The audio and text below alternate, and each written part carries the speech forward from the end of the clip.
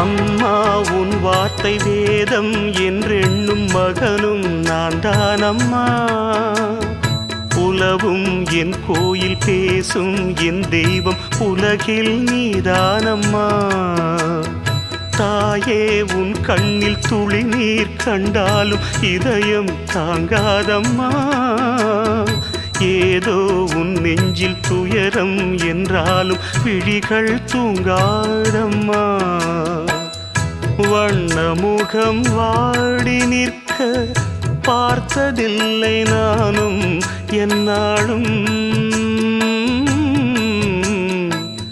வாடை கொஞ்சம் கூந்தலை ஆடை கொண்டு மூடிட வருத்தம் என்ன இந்நேரம்.